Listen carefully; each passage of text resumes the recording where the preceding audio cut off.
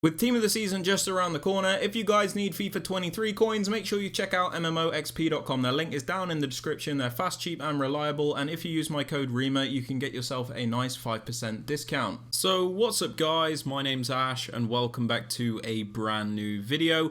In today's video guys, I've got some custom tactics and player instructions for one of the best attacking formations in FIFA 23, this being the 4-1-2-1-2 narrow. Now just before we get started guys, as always, I'd appreciate it if you could drop this video a thumbs up and also subscribe to the channel if you are new, as well as turning on those notification bells so you are notified when a video is posted. With all that aside guys, let's get right into today's video. Okay guys, so starting off with the custom tactics for the defensive style, as always I like to have this on balance. This is because you have the greatest control over your defense, where you're able to press when you need to press, but then when you need to drop off and be a little bit more passive, you are also able to do that. You can't really do that with other like pressure tactics and drop back because it's very one-dimensional and you're forced into a constant way of defending, which is not always a good thing. So balance is definitely the way to go in my opinion. Now moving on to the defensive width, I have this on 38. This is not a specific number that you need to use, but I would suggest anywhere between like 35 and 45, 45 obviously being more wider. But the reason we do this is because we can primarily defend in that narrow shape to block those attacks through the middle, but we still have a bit of natural width to cover the wider areas to block the attacks down the wing as well. So you want to keep like a nice narrower width as opposed to a really wide one, otherwise you can just get ran through too easily in my opinion. Now moving on to the depth guys, I like to have this on 60. This is because it is a nice balanced defensive line where it's not too deep to the point where we're always getting pinned back, and it's not always like super high either, so we don't just get through balled and destroyed that way. So we've got a nice balanced defensive line where sometimes we can sit a little bit higher up the pitch and other times we can sit a little bit deeper. I just like to go for that balance personally. Now moving on to build-up play guys, I suggest having this on balance. This is because it is the most suited for all types of FIFA 23 gameplay. As you guys are aware, if you play this game a lot, there's many different types of gameplay you might experience in this game. There's fast gameplay, slow gameplay, fast gameplay but laggy inputs. Like there's so many different types. Balanced is just the most consistent because, for example, something like fast build-up is very good when the gameplay is quick because your players make all these fast movements, and because your inputs are very responsive, you're able to keep up with the movements. But if you try and use this while the game's lagging, you literally cannot keep up with the movements with your inputs because it's delayed. So I just suggest using balance to avoid all issues. Moving on to chance creation guys, I suggest using direct passing. This is because it's the most meta option where your attacking players will bunch up against the defenders, meaning you can do those really overpowered isolation plays, and your players also make those extra movements in the box to give you that extra passing option. This is so you can guarantee those goals with those sweats, and it avoids the RNG of the goalkeeper saving those chances. If you don't like direct passing, you can use something like forward runs, which is where your team will push very far into your opponent's half, but just beware, if you lose the ball you are prone to getting counter attacks. So I do suggest direct passing personally. Now moving on to the attacking width guys, I like to have this on 40. This is because the 4-1-2-1-2 is obviously a narrow formation, so we don't want to make the width too wide, otherwise we might as well just use a 4-1-2-1-2 wide, if you get what I'm saying. So having the width on about 40 means your team isn't too narrow to the point where your players are like sat on top of each other, and your players aren't too wide and too far apart from each other to the point where you're going to have to like fire missiles to just pass the ball to another player. So I like to go for a nice balanced attacking width where, you know, we have a nice narrow attack but it's not too narrow either.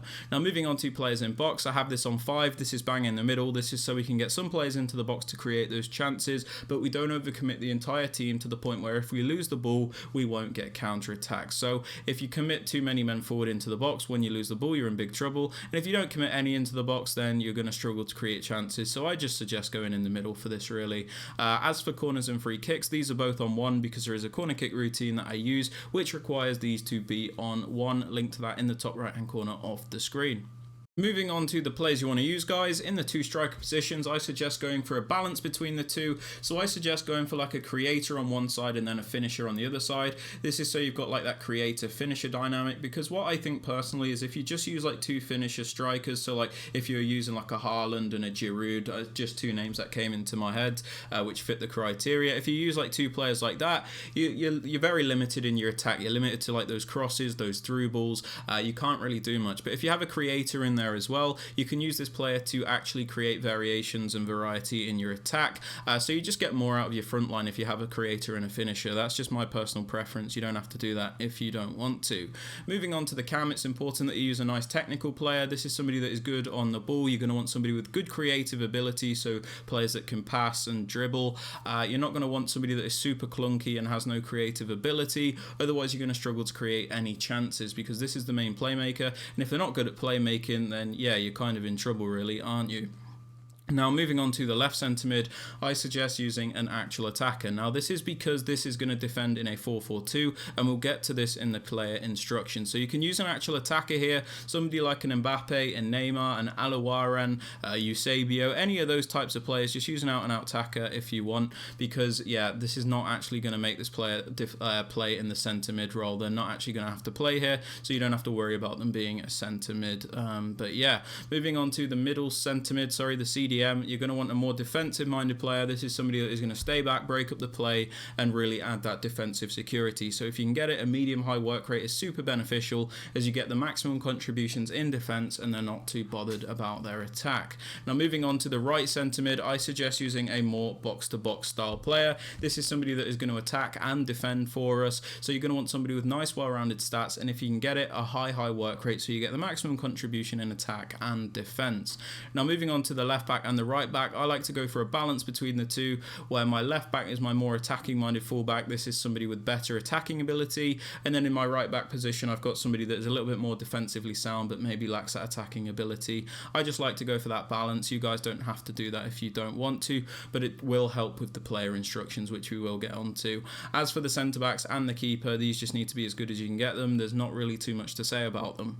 Now, moving on to the player instructions, guys. On your more creative striker, I suggest having him on stay central, mixed attack, and default settings. Now, the reason we have him on stay central is because we don't want him drifting off into the wide areas. He is a striker, so we do at least need him to be in the middle. If sorry about that voice crack. If we have him drifting out wide, he's never going to be in position, so we want him to be in the centre, so he's where the striker should be. We have him on mixed attack because he is a more creative player, so sometimes we want him to sit a little bit deeper so he can help create for the other striker. If we have him on getting behind, makes it very one-dimensional, and it's not too useful, to be honest. If you have like two out-and-out strikers, though, you could put them on getting behind, but I suggest mixed attack on one of them. Now, on the other striker, the more poacher, finisher striker, I have him on stay central and getting behind. Stay central is for the exact same reason. We don't want him drifting out wide, and then we have him on getting behind because we want this guy to get as many chances as possible, so we're always looking for him to make those runs and get him in on goal, so getting behind works very well for that. Now, moving on to the cam, we have him on comeback on defense, and then we leave everything else alone. Comeback on defense is super important because it makes this team defend in a 4-4-2. The reason we want to make it defend in a 4-4-2 is because the 4-4-2 is a much better defensive formation than the 4-1-2-1-2 narrow. So we're going to attack in a 4-1-2-1-2 narrow, but we're going to defend in a 4-4-2. And the reason we do this is because we have extra width with the two extra midfielders that we would have, the left mid and the right mid. So we just got a bit more width and a bit more coverage, and it's just a lot more solid. So come back on defense on this cam means he's going to come back to defend as a left midfielder, so it's going to make it defend in a 4-4-2. Sorry, right midfielder. Now, moving on to the left centre mid, we have him on get forward, get into the box for cross, and cover wing. We have him on get forward because, like I said, he is an attacking player, so we do want him to join the attack. We don't want him to worry about sitting back. We want him to get into the box for cross so he gets the most involved. We don't want him to be hesitant to get involved in the penalty area. And then most importantly, we have him on cover wing, so he does defend as a left mid in the 4-4-2 shape. Now, moving on to the CDM, we have him on stay back while attacking, cut passing lanes, and cover centre. We have him on stay back because, yeah, we don't want him going forward. He is a CDM after all. We have him on cut passing lanes, so he's always looking to break up the play. And then we have him on cover centre, so he's always covering those central areas, and he will defend as a centre mid in this 4-4-2 shape. Now, moving on to the right centre mid, the more box-to-box style player, we have him on default settings and cover centre. Now, we have him on default settings because we do want him to do a bit of everything. We don't really want to restrict this player. The only important thing is that we have him on cover centre, keeper, so he does defend as one of the centre mids in the 4-4-2 shape. So if you're a little bit confused, the two strikers will be the same when we don't have the ball, and then the midfield will change. So Jairzinho, in my case, will come back to defend as the right mid, Pogba will be the right centre mid, Jorginho the left centre mid, and then Chiesa will be my left mid. So that's how that works.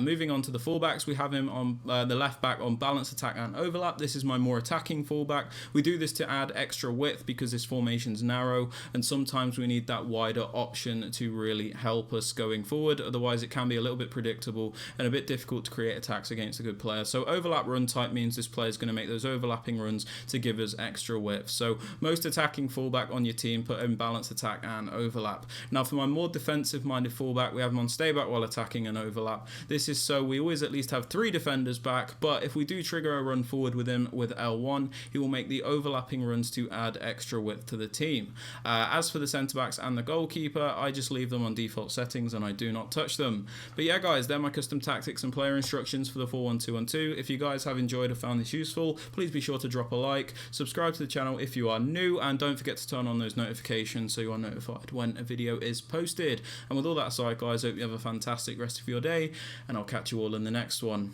Peace. I can breathe now.